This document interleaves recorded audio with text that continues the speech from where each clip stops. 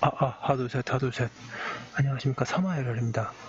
송덕수 교수입니다. 제10판 신민법강 2회독 784페이지 로마자 2번에 채권 질권 보겠습니다. 사마에럴 TV 진짜 추천을 부탁드리고 유튜브 구독을 권합니다.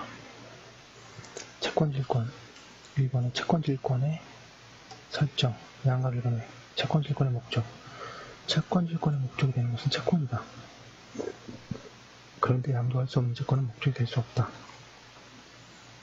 채권의 양도성을 가지는 것이 원칙이므로 채권은 원칙적으로 질권의 목적이 될 수 있다. 그러나 법률의 규정에 의해 양도가 금지되는 채권이 있고 채권의 성질상 양도가 금지되는 것이 있다. 이러한 채권에는 질권은 설정될 수 없다. 반가로 이번에 당사자 사이의 특약으로 양도가 금지되어 있는 채권도 질권의 목적이 될 수 없다. 그러나 그 특약은 선의 제3자에게 대항할 수 없으므로 그러한 특약이 있더라도 질권자가 선의인 경우에는 질권이 위화가 성립한다. 3번에 질권자 자신에 대한 채권도 질권의 목적이 될 수 있다. 예컨대 은행 또는 보험회사는 고객의 정기예금 채권 또는 보험금 청구권 위에 질권을 취득하고 금전을 대여해줄 수 있다. 채권자 이외의자가 타인을 위하여 자신의 채권 위에 권리질권을 행사할 수도 있다. 이러한 자가 물상보증인이다. 물상보증인은 채무자의 채무를 변제하거나 질권의 실행으로 인하여 질물의 소유권을 잃는 경우에는 355조에 의하여 준용되는 제341조에 의하여 채무자에 대하여 구상권을 갖게 된다.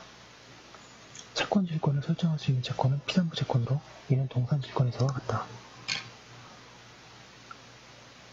3번의 설정 방법, 민법의 태도.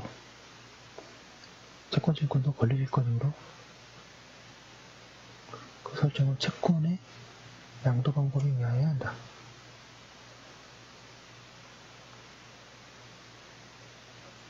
그런데 민법은 다른 한편으로 채권을 질권의 목적으로 하는 경우에 채권 증서가 있는 때에는 채권 행정은 그 증서를 교부함으로써 그 효력이 생긴다고 주장한다. 이는 민법이 채권 질권의 설정에 대하여도 권리 변동에 관한 성립요건 유의를 관찰하기 위하여 785페이지 둔 규정으로 이해된다. 그러나 이들 규정이 그대로 적용되는 것은 지명채권의 경우만이다. 지채권, 무기명채권에 대하여도 질권의 방법과 더 별도로 규정되어 있고 이들 규정에는 증서 교부에 관한 내용도 포함되어 있기 때문이다. 반가로 이번에 개별적인 검토, 양가로가의 지명채권. 지명채권의 입지는 질권 설정의 합의와 채권 증서의 교부에 의하여 이루어진다.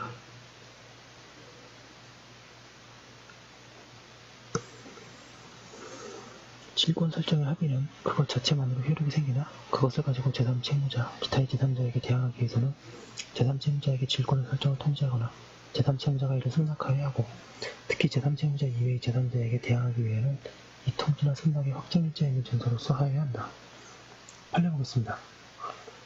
은행 지점의 지점장 대리가 허위의 예금 통장을 만들어 가공의 정기예금에 대한 질권 설정 승낙 의뢰서에 질권 설정에 대하여 아무런 의의를 유보하지 아니하고 승낙한다는 뜻을 기재하고 은행의 대리 약인을 측은 질권 설정 승낙서를 교부한 경우에 은행은 그 질권자에게 그 정기예금 채권에 대한 질권 설정에 의의를 유보하지 아니한 승낙을 하였으므로 그 정기예금 채권의 부존재를 이유로 질권자에게 대항할 수 없다고 한 사례. 양가로 되네. 예, 안녕하십니까. 사마에럴입니다.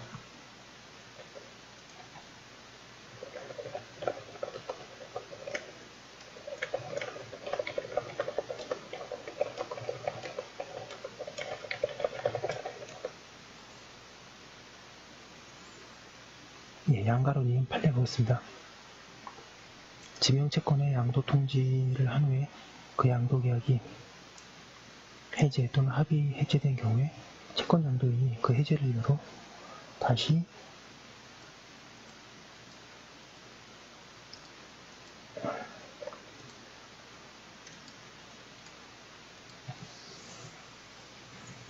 원래 채무자에 대하여 양도 채권으로 대항하려면 채권 양수인이 채무자에게 위와 같이 해제 등 사실을 통지하여야 한다. 이러한 범위는 지명채권을 목적으로 한 질권 설정 사실을 제3채무자에게 통지하거나 제3채무자가 이를 승낙한 후 그 질권 설정 계약이 해지, 합의 해지 또는 합의 해지된 경우에도 마찬가지로 적용된다고 보아야 한다. 따라서 제3채무자가 질권 설정 사실을 승낙한 후에 그 질권 설정 계약이 합의 해지된 경우 질권 설정자가 그 해지를 이유로 제3채무자에게 원래의 채권으로 대항하려면 질권자가 제3채무자에게 해지 사실을 통지해야 하고, 만일 질권자가 제3채무자에게 질권 설정 계약의 해지 사실을 통지하였다면 설사 아직 해지가 되지 아니하였다고 하더라도 선의의 제3채무자는 질권 설정자에게 대항할 수 있는 사유로 질권자에게 대항할 수 있다고 보면 상당하다. 그리고 위와 같은 해지 통고가 있었다 하면 그 해지 사실은 추정되고, 그렇다면 해지 통고를 믿은 제3채무자의 선의 또는 추정된다고 볼 것이어서 제3채무자가 악이라는 점은 그 선의를 다투는 질권자가 증명할 책임이 있다. 판례가 참 기네요. 그리고 위와 같은 해지 사실의 통지는 질권자가 질권 설정 계약을 해지되었다는 사실을 제3채무자에게 알리는 이른바 관련 통지로서 그 통지는 제3채무자에게 도달됨으로써 효력이 발생하고 통지에 특별한 방식이 필요하지는 않다. 지명채권에 있어서 채권 증서가 있으면 그 증서를 교부하여야 한다. 이는 동산질권에 있어서 목적물을 인도하는 것에 해당한다. 그러나 채권 증서가 없는 경우에는 증서를 교부하지 않아도 된다. 증서가 있는 때에는 교부하도록 하고 있기 때문이다. 한편 여기에 증서의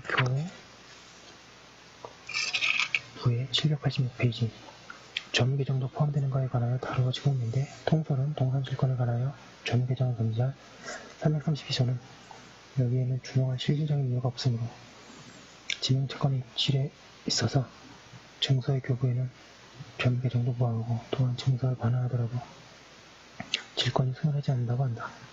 사견도 통설도 같다. 347조에서 말하는 채권증서는 채권의 존재를 증명하기 위하여 채권자에게 작용된 문서로서 특정한 이름이나 형식에 따라야 하는 것은 아니지만 장차 변제 등으로 채권이 소멸하는 경우에는 475조에 따라 채무자가 채권자에게 그 반환을 청구할 수 있는 것이어야 한다. 그리고 그러한 점에 비추어 볼 때 임대차 계약서와 같이 계약 당사자 쌍방의 권리 의무 관계의 내용을 정한 서면은 그 계약에 의한 권리 준속을 표상하기 위한 것이라고 할 수는 없으므로 이 채권 증서에 해당하지 않는다. 그 결과 임대차 계약서를 교부하지 않았더라도 다른 요건이 갖춰진 경우에는 채권 질권이 성립하게 된다. 양가로 나의 지시채권 질권 설정의 합의와 증서의 배서 교부가 있어야 한다.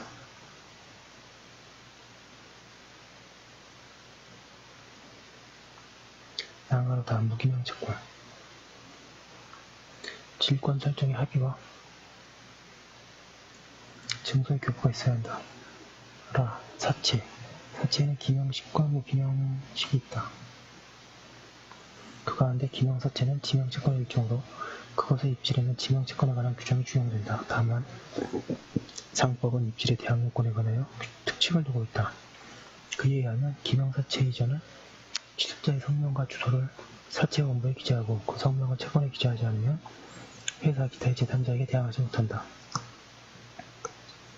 다음에 무기명사체는 무기명채권에 해당하므로 무기명채권에 관한 규정이 그대로 적용된다.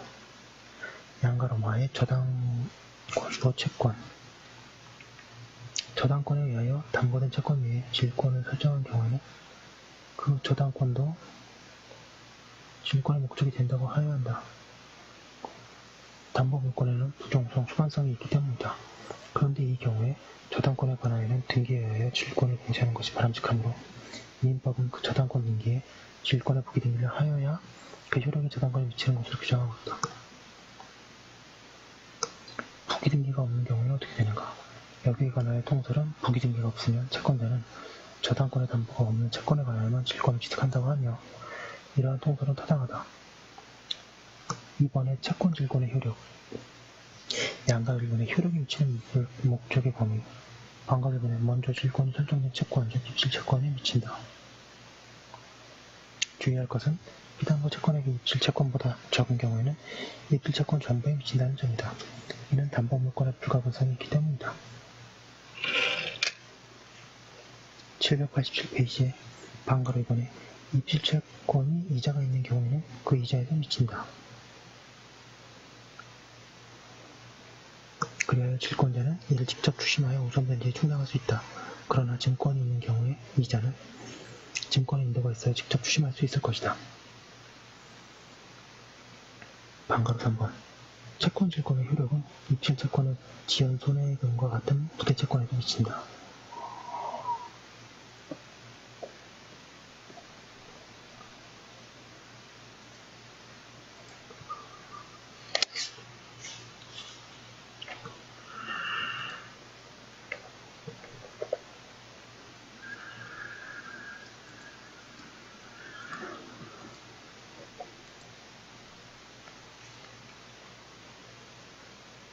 방가로 4번 입실 채권의 보증 채무나 담보 물권에 의하여 담보되는 있는 때에는 질권의 효력은 이들 종등 권리에도 미친다. 다만 입실 채권이 저당권부 채권에 대해는 저당권의 등기에 질권의 부기등기를 하여야 하며 저당권에 대하여 질권의 효력이 미치며 그에 관하여는 앞에 설명하였다. 방가로 5번의 질권 채권에도 물상등기가 인정된다. 양가로 2번에 채권 질권에 의하여 담보되는 범위 동산 질권에서와 같다. 불가분성이 있다는 점도 동산 질권과 마찬가지이다. 양가로 3번의 유기적 효력 방가로 1번에 채권 질권자는 피담보 채권 전부의 변제를 받을 때까지 교부받은 채권 증서 또는 증권을 유치할 수 있다. 그러나 채권은 이용가치가 적어서 채권 질권의 이러한 유기적 효력은 동산 질권에서와 달리 설정자에 대한 심리적인 압박감을 거의 주지 못한다. 방가로 2번에 질권 설정자는 질권자의 동의 없이 질권의 목적인 권리를 소멸하게 하거나 질권자를 해하는 변경을 하지 못한다.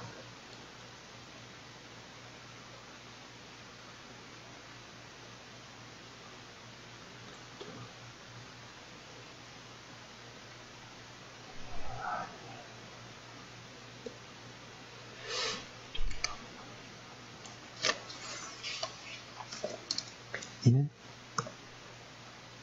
채권 질권자의 추심권 기타의 환가권을 보호하기 위한 것이다. 제3 채무자에 관하여는 명령의 규정이 없으나 학설을 일치하여 제3 채무자는 대항 요건이 갖추어질 때에는 질권 설정자에게 입실 채권을 변제하지 못한다고 새긴다.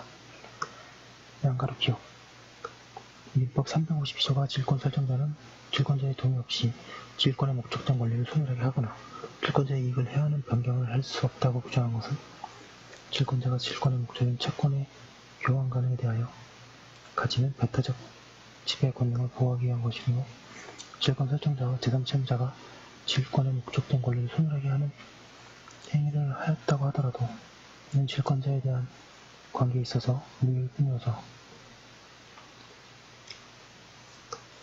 특별한 사정이 없는 한 질권자 아닌 제3자가 그 부분의 주장을 할 수 없다고 할 것이다.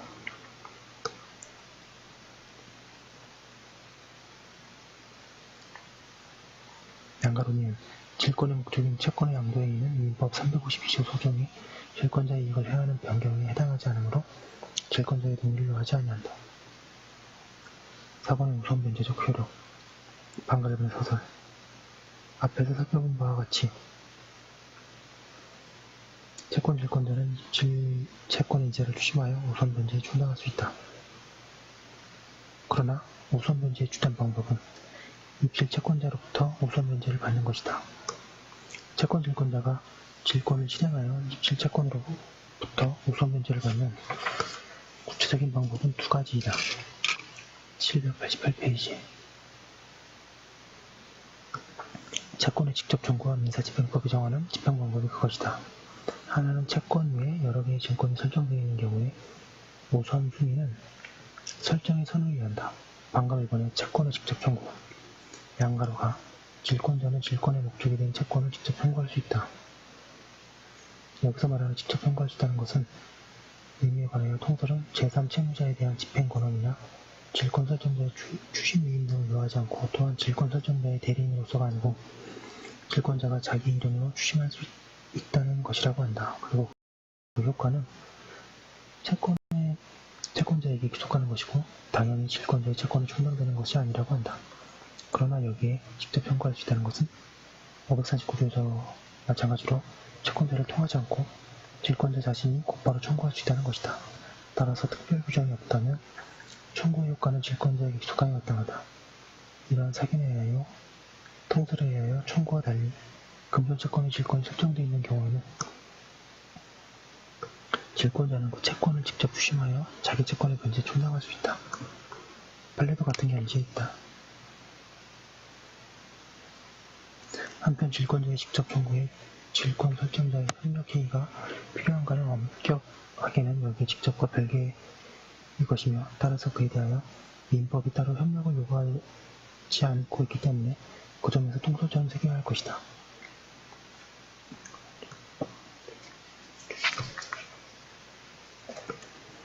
양가로 다해 채권의 목적물이 분명일 때에는 채권자는 자기 채권의 한도에서 직접 청구할 수 있다.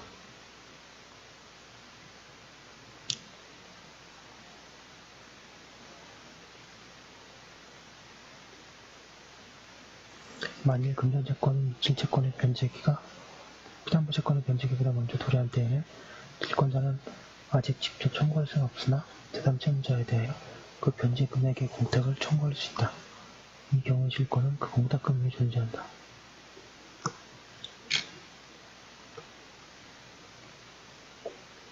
판례 보겠습니다.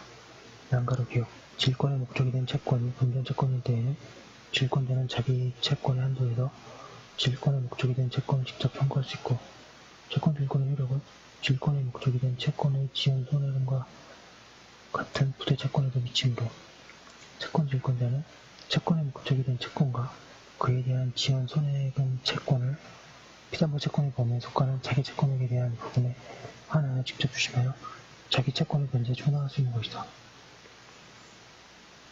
양가로 미은에 민법 제346조 523조의 규정에 의하면 권리질권의 설정은 법률에 다른 규정이 없으면 그 권리의 양도에 관한 방법이어야 하며 무기명채권은 양수인에게 그 증서를 교부함으로써 양도의 효력이 있다고 되어 있고 무기명채권에는 민법 제524조의 규정에 의하여 선의취득에 관한 같은 법 제514조의 규정이 규정되므로 무기명채권에 의하여 권리질권이 설정되었을 경우에는 질권의 목적이 된 채권의 실행 방법에 관한 민법 제353조 2의 규정에 의하여 그 적용이 배제되고 피담보 채권의 789페이지 내용과는 관계없이 그 액면금 전액을 청구할 수 있다. 직접 청구의 경우에 부당이 된 문제에 관하여 최근에 대법원이 태도를 밝혔다. 판례를 그대로 이용한다. 금전채권의 질권자가 353조 1항 2항에 의하여 자기 채권의 범위 내에서 직접 청구권을 행사하는 경우에 질권자는 질권 설정자의 대리인과 같은 지위에서 입실 채권을 추심하여 자기 채권의 변제에 충당하고 그 한도에서 질권 설정자에 의한 변제가 있었다는 것으로 보므로 그 범위 내에서 제3채무자의 질권자에 대한 금전 지급으로서 제3채무자의 질권 설정자에 대한 급부가 이루어질 뿐만 아니라 질권 설정자의 질권에 대한 급부도 이루어진다고 보아야 한다. 이러한 경우 입실채권의 발생 원인인 계약관계의 무효동의에 흠이 있어 입실채권이 불존재한다고 하더라도 제3채무자는 특별한 사정이 없는 한 상대방 계약 당사자인 질권 설정자에 대하여 부당이득 반환을 구할 수 있을 뿐이고 질권자를 상대로 직접 부당이득 반환을 구할 수는 없다. 그 반면에 질권자가 제3채무자로부터 자기 채권을 초과하여 금전을 지급받은 경우에 그 초과 지급 부분에 관하여 이와 같이 제3채무자의 질권 설정자에 대한 급부와 질권 설정자의 질권자에 대한 급부가 있다고 볼 수 없으므로 제3채무자는 특별한 사정이 없는 한 질권자를 상대로 초과 지급 부분에 관하여 부당이득 반환을 구할 수 있다고 할 것이지만 부당이득 반환 청구의 상대방이 되는 수익자는 실질적으로 그 이익이 귀속된 주체여야 하는데 질권자가 초과 지급 부분을 질권 설정자에게 그대로 반환한 경우에는 초과 지급 부분에 관하여 질권 설정자가 실질적 이익을 받은 것인지 질권자로서는 실질적 이익이 없다고 할 것이므로 제3 채무자는 질권자를 상대로 초과 지급 부분에 관하여 부당이득 반환을 구할 수 없다. 양가로 다해 채권의 목적물이 금전 이외의 물건인 때에는 질권자는 그 변제를 받은 물건에 대하여 질권을 행사할 수 있다. 이 경우에는 추심한 물건으로 직접 변제에 충당할 수 없기 때문에 이와 같이 규정하였다.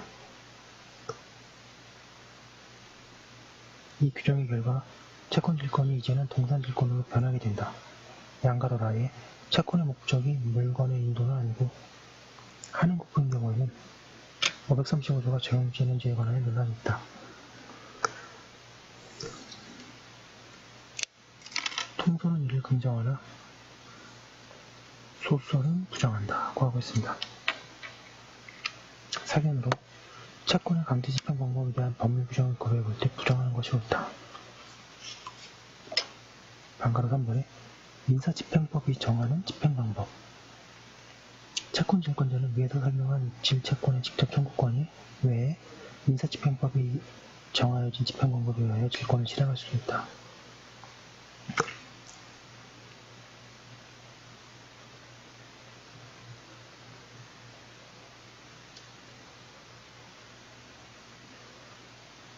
그 방법에는 채권의 주심, 전부, 현금화 세 가지가 있다. 이들은 모두 질권 790페이지의 실행에 의한 것이므로 판결이나 그 밖의 집행권을 요하지 않고 질권의 정도를 증명하는 서류만 제출하면 개시된다. 반가로 4번의 유질 채권 질권에 있어서 유질계약은 금지된다. 그러나 입질채권이 금전채권인 때에는 그 채권액의 한도에서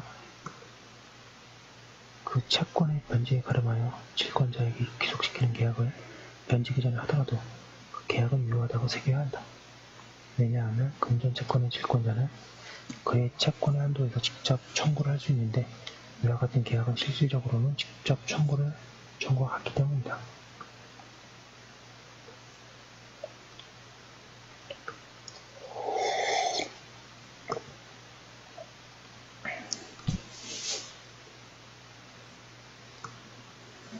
양가로 보내 그 밖의 효력, 반가로 보내 전질, 채권 질권자도 동산 질권자와 마찬가지로 전질을 할 수 있다. 반가로 이번에 채권 질권을 침해에 대한 효력, 채권 질권의 경우에도 동산 질권에 있어서와 마찬가지로 채권 용서 또는 증권을 점유하고 있는 채권 질권자가 점유가 침해된 때에는 질권자는 점유보 청구권을 행사할 수 있다. 그러나 질권에 대한 물권적 청구권은 가지지 못한다고 할 것이다.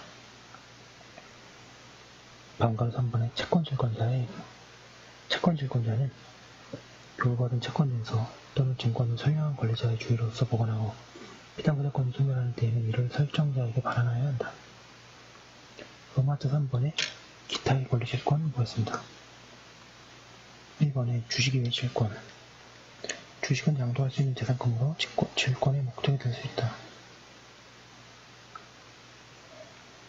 그리고 실제 사회에서는 주식의 질권을 설정하고 금융을 얻는 경우가 대단히 많다. 이러한 주식 질권은 상법에 의해 규율되고 있으며 민법에는 전혀 규정이 없다. 따라서 그에 대한 논의는 상법학에 맡기고 여기서는 하지 않기로 한다. 이번에 지식재산권 외에 질권, 특허권, 실용신앙권, 디자인권, 상표권, 저작권 등 저작재산권 등의 지식재산권에는 질권을 설정할 수 있다. 양가래별 설정 위에서 지식재산권의 질권을 설정하려면 질권 설정에 합의 외에 등록이 있어야 하며 등록을 하지 않으면 효력이 생기지 않는다. 다만 791페이지 저작권의 경우에는 등록이 제3자에 대한 대항 요건이다.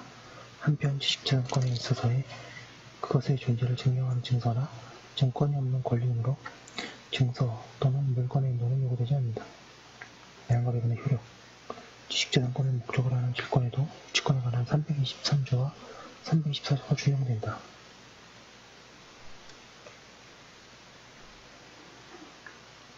따라서 질권자는 설정자의 승낙이 없으면 이들 권리를 행사하여 그 수익으로 우선 변제에 충당할 수 없으며 단지 질권 설정자가 받게 될 대가나 물건을 그것의 지급 또는 인도 전에 압류하여 질권을 행사할 수 있을 뿐이다.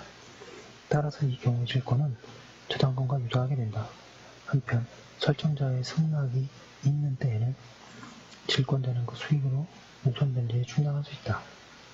지식재산권 외에 질권을 실행하는 방법은 민사집행법이 정하는 환가 방법밖에 없다고 하고 있습니다. 일단 여기까지 한 거 올려두고 문제풀이하고 내일부터 저당권을 하도록 하겠습니다. 여러분 항상 감사합니다.